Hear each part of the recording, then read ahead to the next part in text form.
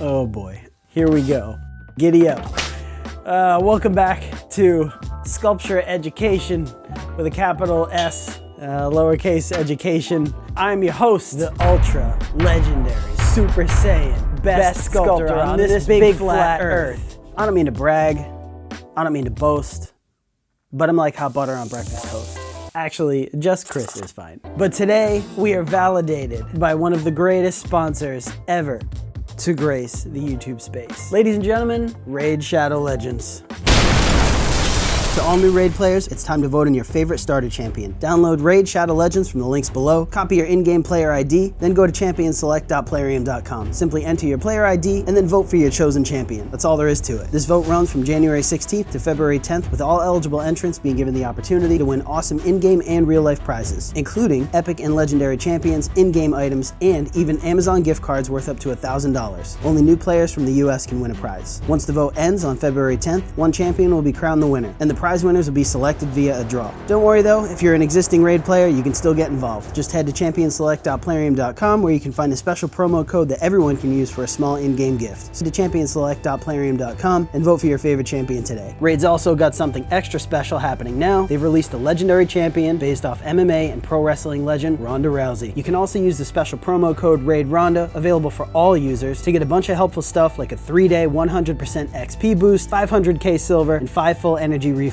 Perfect for leveling up your Ronda. Just enter the promo code RAIDRONDA in-game and all these goodies can be yours. And if you haven't started playing Raid yet, click my link in the description or scan my QR code here on the screen. You'll get unique bonuses worth 35 bucks. So, a free epic champion, Jotun, 100k silver, 50 gems, and 2 epic skill tomes. All this treasure will be waiting for you here, available for 30 days for new players only. And that's important because these days, nothing is free except for this video and these in-game goodies. All right, let's do this. So this time we're gonna make the armature a little bit different. Since the character is pretty large, he's got a lot of muscle mass, so we're gonna have to make this armature pretty strong. Now for supplies, this time I've got a polypropylene cutting board. This is just a real cheap cutting board I picked up at the department store, and I've got it marked out, which I'll explain in a second. We got a 3/8 inch threaded rod. We've got 3/8 inch armature wire, a few pipe clamps. These are 2.5 inch L brackets, there's 4 of them.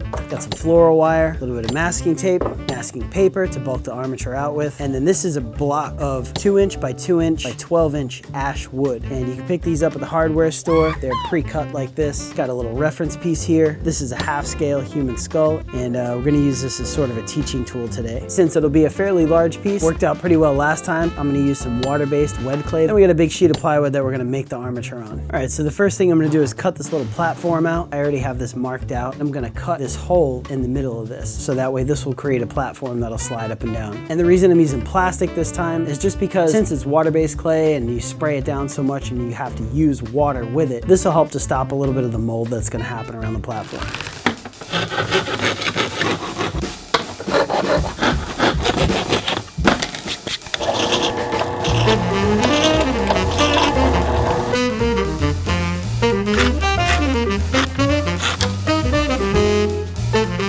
Get some reference up. Plarium did send me a bunch of reference, but I usually just like to have printouts of the front view and then each side profile, and that's mainly what I'll be working from.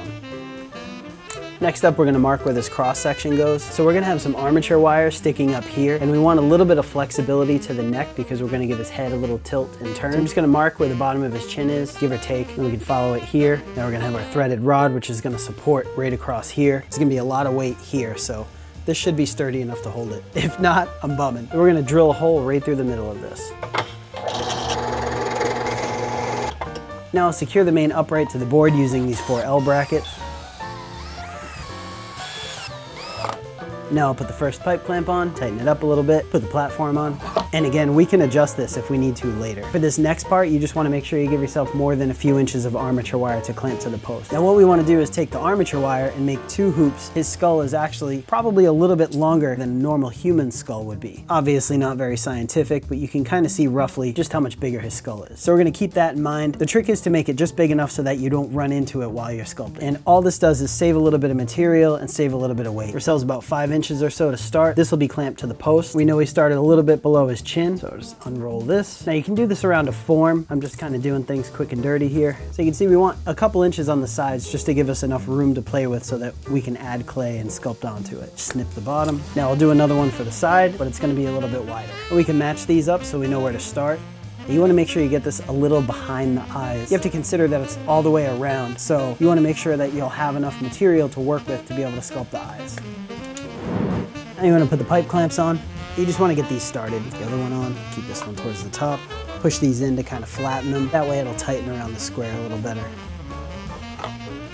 Now stick the armature wire in. This part can be a little bit fiddly. Careful not to block the hole for the cross brace. Once everything's in position, tighten it back up. Now we just want to bind these together with some floral wire. Always try to make sure these are pointing down so you don't get your fingers on them. Throw the cross brace in. Much like myself, it's only pretty on the outside. Now we just need to fill this cavity with some paper and then we can start sculpting.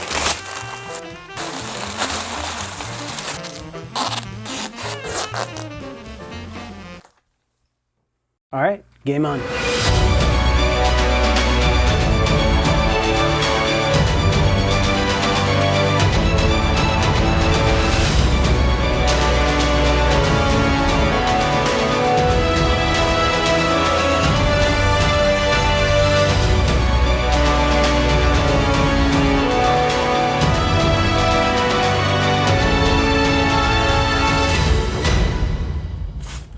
All right, so I have the basic head shape and bust roughed in. Unfortunately, I couldn't find any reference of Galek without his facial hair, so I'm just gonna sculpt some generic anatomy underneath, and we'll figure that out when we get there. Right now, I'm just gonna start mapping out some of the facial features. Carve this center line in, mess that up, do it again. You mother... Okay, we're gonna do that off camera. There. The straightest line you've ever seen. Caliper off the printout, and I'm not being super precise, this just gives me a good idea where to start. Off my game today. Try that again. Wonderful. Be about the nose. Well, bam! Push these eye sockets in. Add a little bit on for the nose, a little bit for the lips, bottom lip. Oh yeah, that's pretty. Right now, the only thing I'm concerned about is establishing these bony landmarks to serve as a foundation. Then we can start working on Galek's likeness. Bring the forehead out a little bit. Speed it up. Gotta go play some Raid.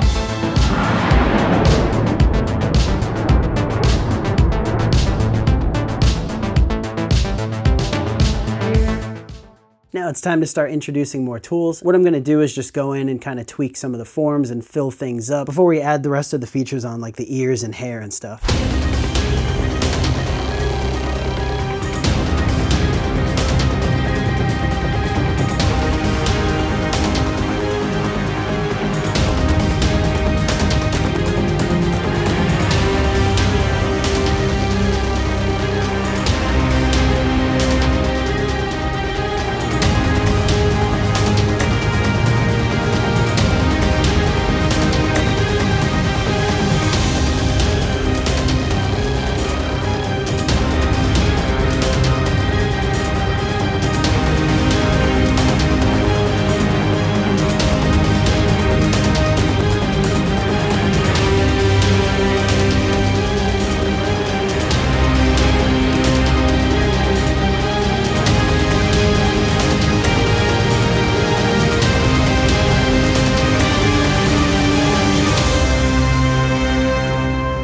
All right, so I just cleaned them up with a couple of sponges and a brush. You can see how nicely it blends everything together. This is a reticulated sponge. You just start with one of these. It's got a lot of grit to it, and then you move down. This is just a regular sponge I picked up at the hardware store and I cut up. Kind of wipe things down gently, and it helps to blend everything together. And then for the real tough areas that you can't reach, this is a mop brush. That kind of gets rid of all the distraction on the piece so that you can see if any areas need to be leveled out or punched up. Next, I'm gonna start with the beard. I'm just gonna start laying on the masses of beard hair. If the clay is soft, you could just put a bunch on at once and then use your fingers to go in and break things up. Give some indication of those masses that we can go in and further separate and tool later. A lot of people have trouble with hair. The two biggest pieces of advice I could offer: hair rests and masses. Focus on those as opposed to each individual strand. Like when you're laying the hair on, think about it in kind of its secondary form. Pay attention to the way the hair grows and just follow that direction and you should be good. Once you get the main volumes in place, then you can worry about going in and detailing it. You can go pretty silly with hair. So you can make it real simple and kind of implied, or you can really get in there and detail it, make it really interesting to look at. Kind of staggering the pieces as I lay them on, get these nice groups, give myself something to carve in detail afterwards. And then one thing is where it connects to the face, we're gonna wanna go in and blend that, make it a nice soft transition. Do that better with like a spatula tool or something.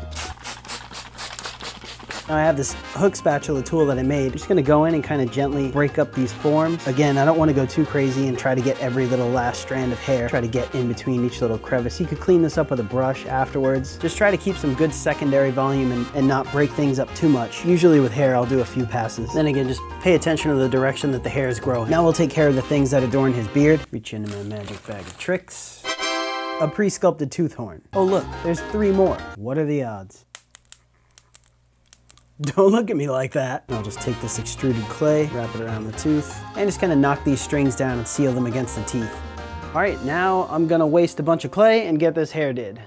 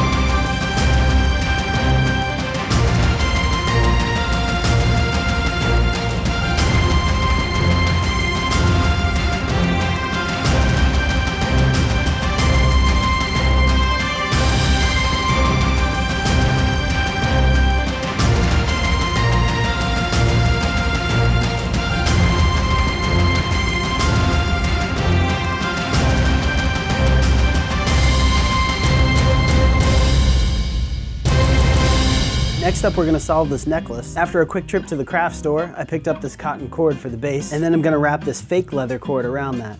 You'll see in a minute. Then I've got some polymer clay teeth. These are already baked and hardened so that I can handle them a lot easier. Then I have some brass tubes that I already cut to length, and then some more cord that we're gonna use to wrap around the top of the teeth. Okay, let's make a necklace. Now we just gotta measure, cut, wrap. I'm gonna do 2 layers of this so that it hides the cord underneath and then it's thicker as well. Now I could sculpt this. It's just faster, easier, and less delicate than making it out of clay. Keep it kind of loose and primitive. Maybe he like wrapped it in a hurry because Ronda Rousey's coming to beat him up or something. Now for potentially the most awful part of this project, I have to slide 6 of these over this. I ain't even gonna subject you guys to that. 20 minutes later. Well, that didn't work, so I cut the backs open with my jeweler saw.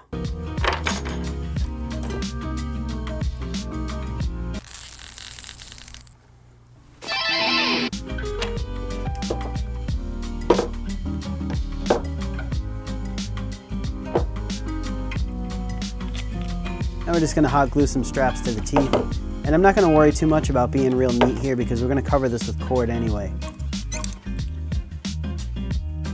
Wrap this string around these teeth.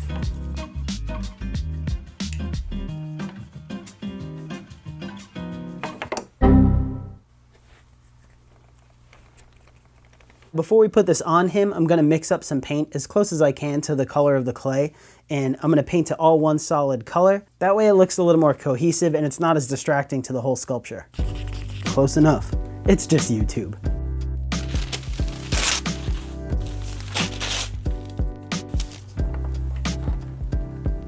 I'm just kind of slapping it on there because even if the paint job is a little rough, it's just gonna give it a little more texture. This is dry, we can put it on. Good enough. Now I'll sculpt the pendant.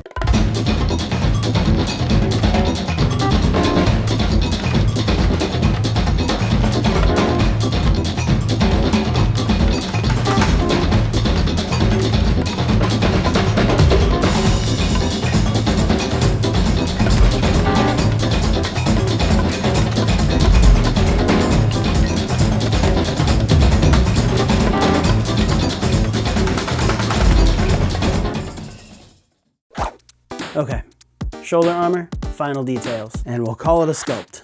Enjoy the show.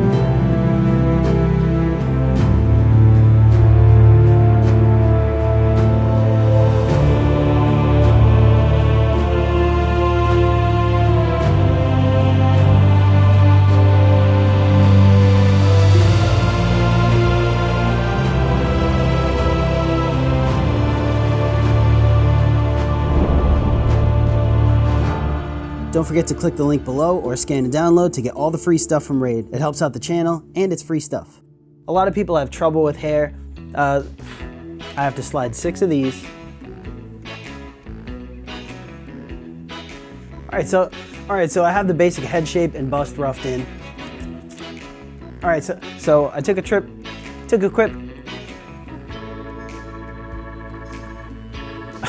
Oh, bummer. This thing's driving me nuts. Better. Then I've got some more pre-sculpted teeth, and these are... And we'll call it a sculpture, and we'll call it a day, and we'll call it a year, and we'll go play some Raid